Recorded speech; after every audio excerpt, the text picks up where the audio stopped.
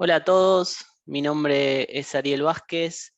Bienvenidos a la charla de Empleos del Futuro. Esta charla la titulo Empleos del Futuro del Presente porque muchas de las cosas que vamos a estar viendo en esta charla van a sentir que la están viviendo ahora en el presente. Así que rapidito me presento. Yo soy licenciado en Relaciones del Trabajo, estudié en la Universidad de Buenos Aires y actualmente estoy finalizando una maestría en tecnología educativa, también en la Universidad de Buenos Aires. Me desempeño como responsable de la licenciatura en recursos humanos de UADE y además investigo sobre temas de empleos del futuro y sobre teletrabajo también. Estoy como coordinador de la Comisión de Empleos del Futuro y también soy miembro de la Comisión de Teletrabajo, donde estudiamos todos esos temas acá en UADE. Trabajé más de 15 años en empresas multinacionales, en áreas de recursos humanos y también en todo lo que es consultoría, especializado en mercado de trabajo, empleos, en capacitación y también en desarrollo de personas. Bien, ¿de qué vamos a estar hablando hoy? Hoy tenemos 4 ejes principales. Primero, cuando nosotros hablamos de empleos del futuro, tenemos que ir viendo muy rápidamente cómo se fue transformando el sistema capitalista para entender en qué punto y en qué momento estamos de este sistema. Después vamos a hablar propiamente de los empleos del futuro y aquellas competencias que requieren y requerirán los empleos del futuro. También vamos a hablar de los cambios que se produjeron en el mundo del trabajo y que se van a producir. Y por último nos vamos a preguntar si es el fin del trabajo o existe una mutación de lo que es el trabajo. Bien, yendo al primer eje y hablando un poco de cómo se fue transformando el sistema capitalista, nosotros vamos a tener algún registro cuando estudiamos por ahí en la escuela secundaria, que el capitalismo nace en la Revolución Industrial, allá a fines del siglo XVIII, ¿sí? Donde se crea el sistema capitalista y ahí aprendimos que se inventa la máquina traccionada por vapor como energía, la industria, la producción en serie, se pasa de la producción artesanal a una producción fabril. Bueno, después tenemos una segunda revolución industrial a principios del siglo XX, con el Fordismo, el Taylorismo, una revolución que lo que hizo es intensificar la productividad de lo que es el capitalismo. Trabajó mucho en los métodos y los tiempos de producción y logró optimizar bastante el sistema. Pero yendo a lo que más nos interesa y a las últimas dos revoluciones que están más vinculadas con la charla de hoy, nosotros podemos situar la tercera revolución industrial en la segunda mitad del siglo XX, con el nacimiento del ordenador, ¿sí? Con el nacimiento de Internet. Se llama tercera revolución industrial o revolución de la tecnología o las comunicaciones, capitalismo cognitivo, lo van a encontrar, depende del autor, con diferentes nombres. El nacimiento del ordenador y de Internet revolucionó la manera de producir bienes y de producir servicios, e intensificó todo lo que tiene que ver con el sector servicios de la economía. Internet ha revolucionado y globalizado también la economía, con lo cual realmente la tercera revolución industrial fue en términos comparativos con las dos anteriores muy disruptiva. Tanto el ordenador permitió la automatización de los procesos productivos a través de la robótica, ¿sí?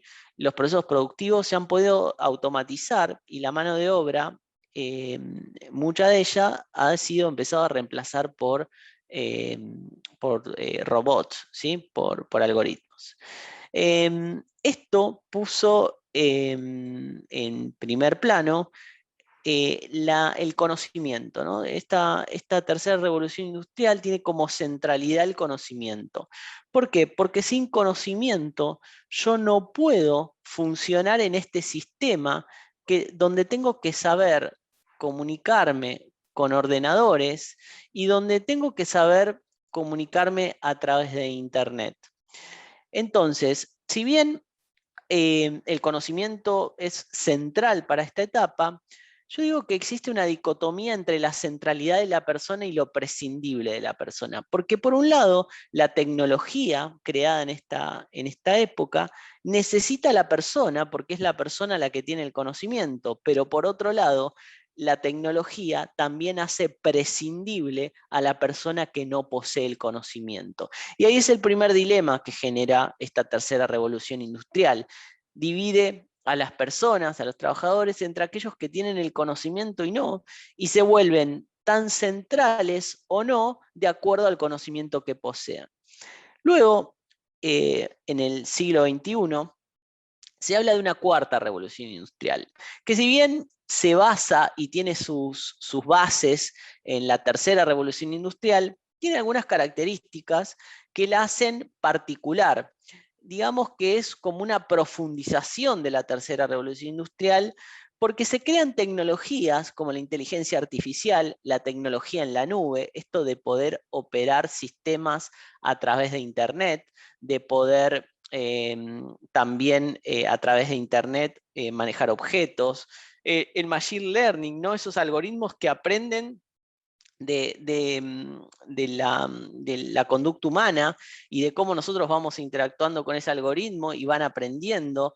Y todas esas combinaciones de tecnologías que permiten la automatización total de los procesos, antes en la tercera revolución industrial no sucedía de esa manera y la automatización de procesos era segmentado en algunos procesos productivos. Hoy uno puede lograr con toda la tecnología disponible toda la automatización de un proceso de punta a punta e inclusive manejarlo a distancia.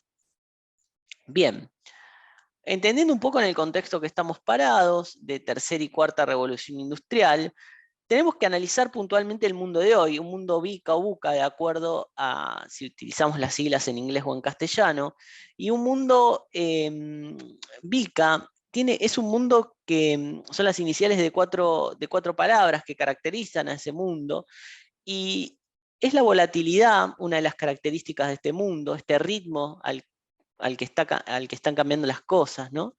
La incertidumbre, ¿sí? Nadie sabe claramente qué va a pasar en el presente.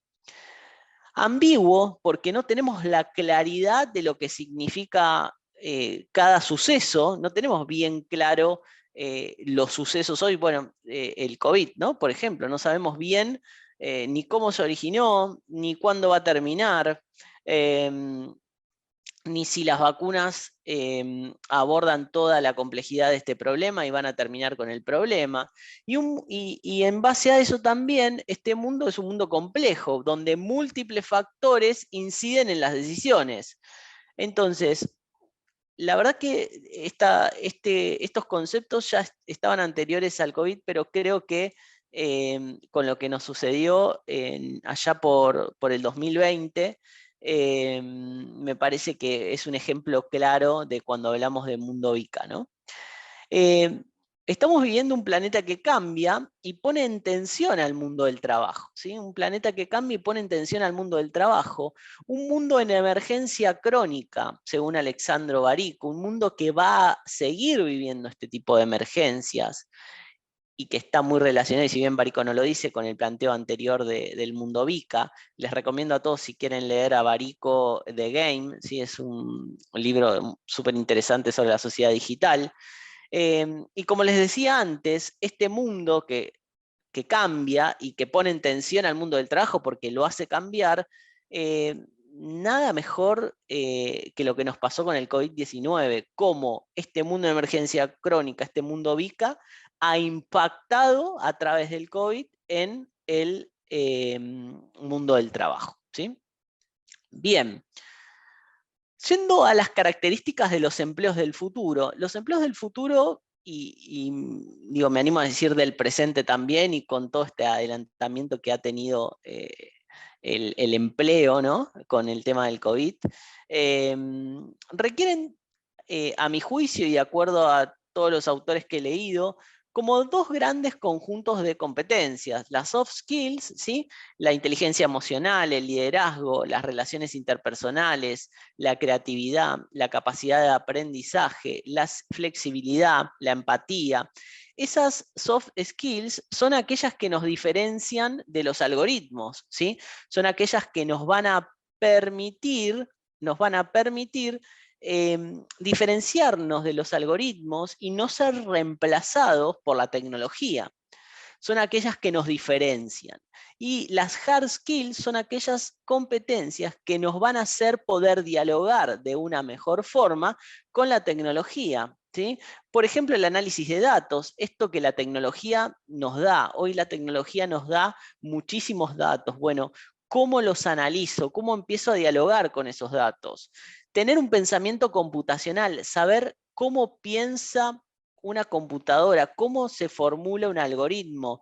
Y ahí pongo escritura de algoritmos, digo, todas las profesiones deberíamos saber programar. Bueno, ahí la biblioteca está como dividida, pero cuán más rico es una profesión cuando uno, por ejemplo, en recursos humanos, y pongo este ejemplo, pero se puede traspolar a cualquier disciplina, sabe programar Python para poder extraer los datos, ¿sí? Y tomar mejores decisiones. Cuando uno, y tampoco me quiero ir a un lenguaje de programación, cuando uno puede dominar bien fórmulas en Excel para poder extraer datos y tomar decisiones, para cuando uno puede manejar Power BI, herramientas digitales, la interacción con herramientas digitales, el dominio de herramientas digitales, también van a ser una competencia, es una competencia actual, pero más va a ser en el futuro y es transversal a todas las profesiones. También algunas profesiones que se van a intensificar en el futuro son aquellas que requieran las competencias STEM, la ciencia, la tecnología, la ingeniería y la matemática, ¿sí? También es muy importante que nosotros podamos integrar la matemática, la estadística a nuestras profesiones. Para eso nos va a permitir tener una mejor extracción de datos y un mejor análisis de datos y por ende una mejor toma de decisiones. En conclusión, lo que nosotros necesitamos es esta empatía. Lo leí en algunos autores, no es invento mío, y resume esta combinación del conjunto de competencias soft y de competencias hard para poder diferenciarme de la tecnología y saber dialogar y convivir con la tecnología y no caer en la obsolescencia profesional. Bien, ¿cómo fue cambiando el mundo del trabajo? El tercer eje que nos traía hoy. Primero hubo un cambio enorme en el liderazgo. Hoy hay economías de plataforma, los Uber, Pedidos Ya, todas estas empresas de plataforma que han surgido en el último tiempo, tienen un liderazgo que no conocíamos antes. Por ejemplo, los repartidores son liderados por algoritmos, ¿sí? El algoritmo es quien lo premia o lo castiga, el algoritmo es quien le asigna o no el trabajo. El algoritmo, de acuerdo a su calificación, a las veces que se conecta, le va asignando o no el trabajo y lo premia o lo castiga con esa asignación. Esto antes parecía raro pensar el liderazgo sin contacto humano y hoy tenemos todas las economías de plataforma que interactúan y reciben órdenes de una aplicación. Por supuesto, una aplicación con algoritmos redactados por personas.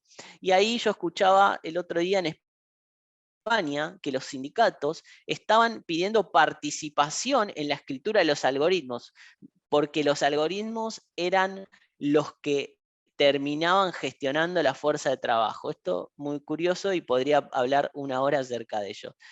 Otra cosa también que está cambiando y va en tendencia ascendente es la diversidad. Organizaciones más diversas, con líderes más diversos y con colaboradores más diversos, y con líderes y colaboradores pensando en términos de diversidad. ¿Sí? La organización no solo debe tener políticas de diversidad, sino también enseñar a los líderes a pensar en términos diversos y a los colaboradores a pensar en términos de diversidad.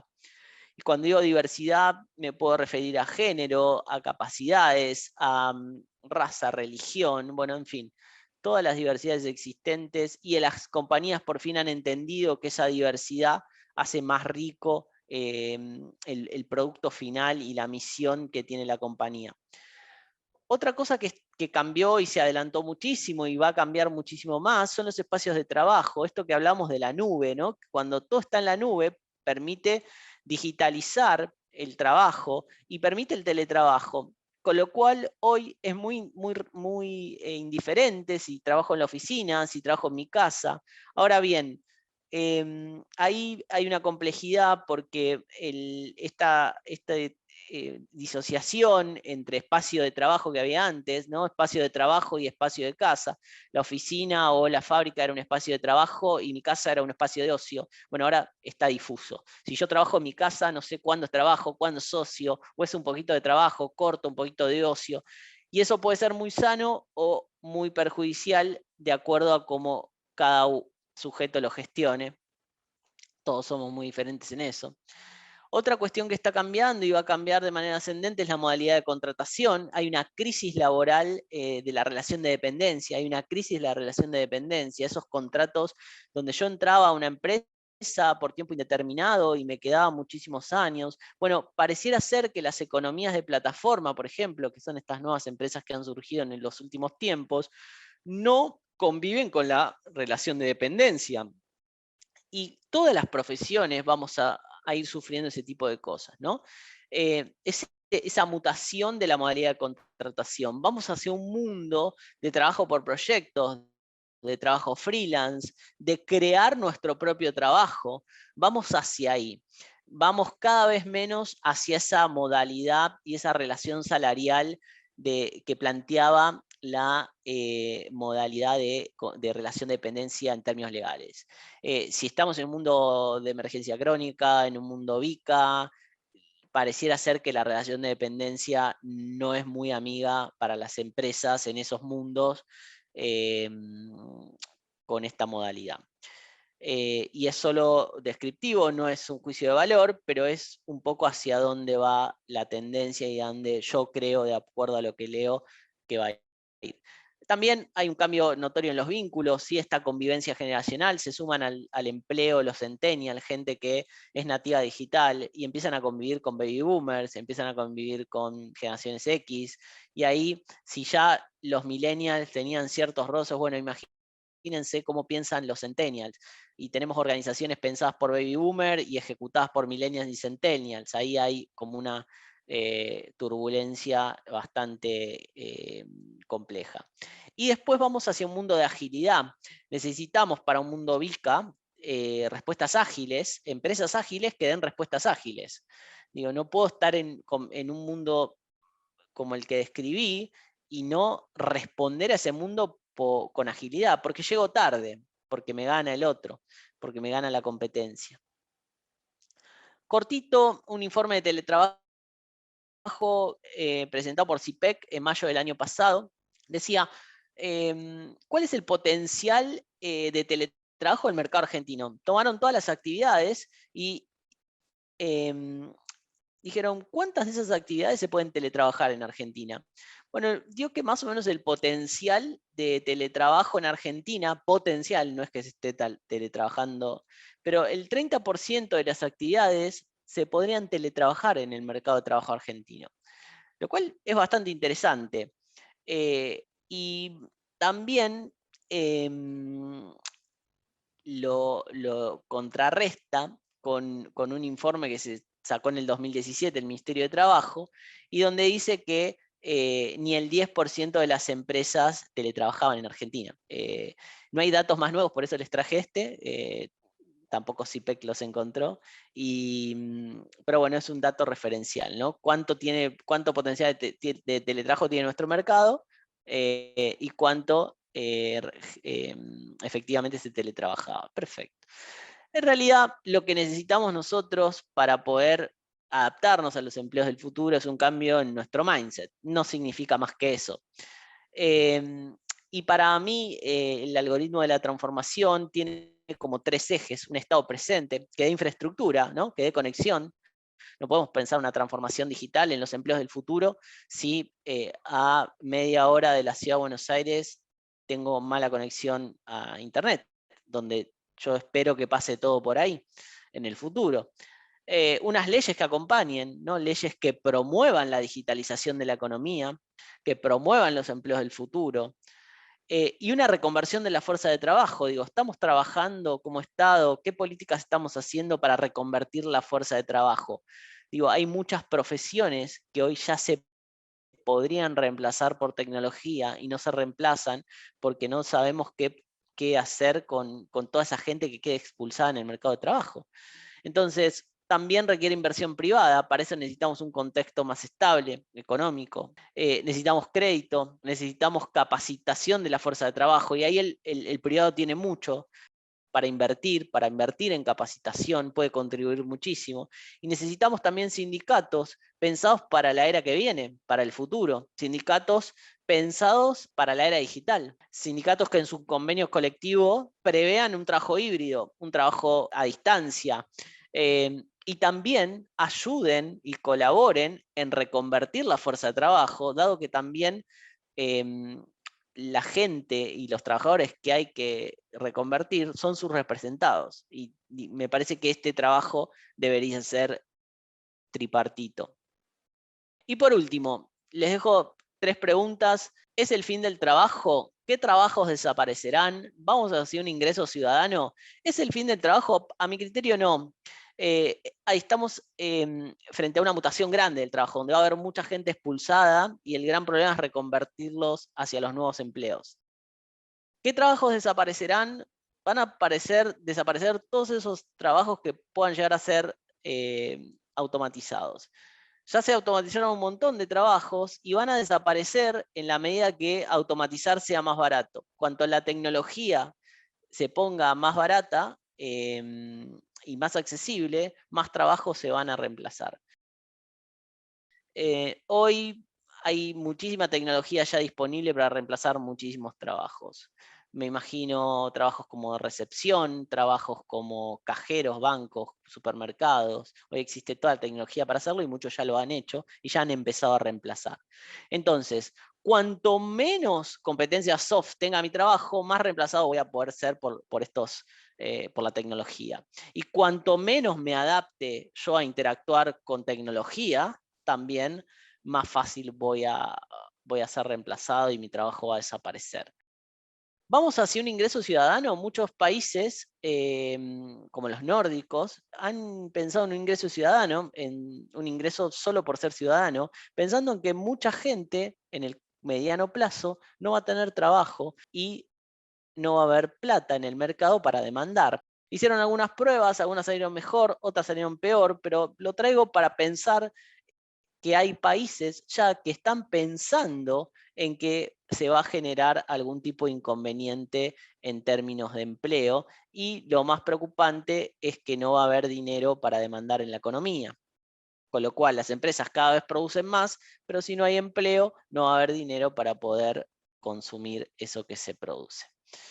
Bien, y la pregunta final es, ¿estás preparado? Bueno, y ahí los dejo para pensar cada uno su caso personal y ver cómo se puede preparar y reconvertirse para estos empleos del futuro. Gracias. Mi correo es abasquez@focalizarconsultora.com.ar. Ahí tienen mi código QR de LinkedIn, me pueden escanear ahí, buscar si no en LinkedIn, ahí estoy, me pueden seguir y seguimos en contacto. Los dejo en el canal como para que puedan hacer preguntas. Yo voy a estar respondiendo en breve todas las preguntas que tengan, todas las dudas, y estar charlando sobre este tema que a mí particularmente me apasiona mucho. Muchas gracias Nerdiarla por la invitación y nos estamos chateando en breve.